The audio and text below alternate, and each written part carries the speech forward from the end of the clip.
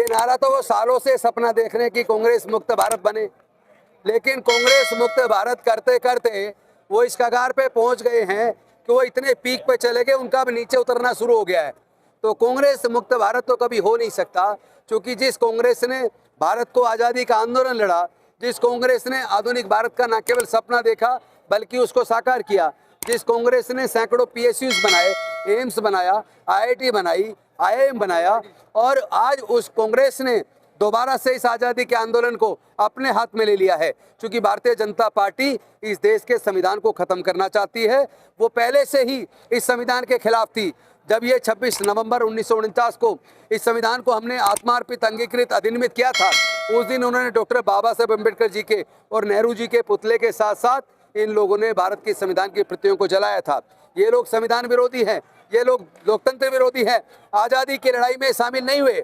और उस वक्त भी ये इनकी हिंदू महासभा, RSS और ये जनसंघ, ये तीनों लोग उस वक्त भी अंग्रेजों के साथ खड़े थे। और इस बार इन्होंने न किसानों को छोड़ा है, न दलितों को छोड़ा है, न मजदूरों को छोड़ा है, सबका उत्पीड़न कर रहे हैं, अगड़ों का भी, पिछड़ों का भी।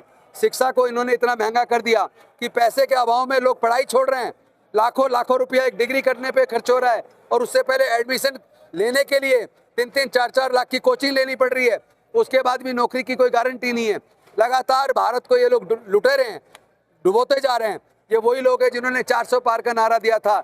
जब 400 पार का नारा इनका जनता ने फेल कर दिया, तो अब ये पार्टियां तोड़ रहे हैं, सांसद खरीद रहे हैं, विधायक खरीद रहे हैं, क्योंकि इनकी एकमात्र मंशा है कि किसी भी तरीके से ये इस देश को पूरी तरह कब्जा कर पूंजीपतियों के हाथ में सौंपना चाहते हैं, इस देश के लोकतंत्र को ख़त्म करना चाहते हैं। बार बार नए नए तरह के नारे देते हैं, किसानों की ज़मीनें जबरन छीन लेते हैं, दलितों की आए दिन हत्याएं हो रही हैं, माइनॉरिटी की मॉब लिंचिंग हो रही है, हर रोज 10 महिलाओं के साथ बलात्कार की घटना होती है। महोबा से घोटाला खुला और अभी तक आरोपी जेल नहीं गए, किसान लगातार आज भी आंदोलन कर रहे हैं। देखिए, बीजेपी जेल नहीं भेजेगी, चूंकि जिनके नीचे से ऊपर तक सारे लोग भ्रष्टाचार में डूबे हुए हों। अभी आपने देखा होगा कि चावल का उन्होंने जो 1200 के लगभग 1200 करोड़ के आसपास का चावल इन इथेनॉल के नाम पे वो उधर भेज दिया। तो इन लोगों से आप उम्मीद क्या करेंगे? इन लोगों ने, जिन्होंने राम का इस्तेमाल सत्ता पाने के लिए किया और राम के चढ़ावे को ही चोरी कर लिया, तो ऐसे लोगों से उम्मीद भी क्या की जा सकती है? एक नहीं, जब हमारी सत्ता आएगी इनके सारे घोटाले खुलेंगे, सारी जांचें होंगी। इन लोगों ने इतना आज तक भ्रष्टाचार कभी नहीं हुआ जितना बीजेपी के राज में हुआ है, और जनता तय कर चुकी है। इस बार बदलाव तय है, और यहाँ यूपी से बदलाव होगा, और 2029 में राहुल गांधी देश के प्रधानमंत्री बनेंगे।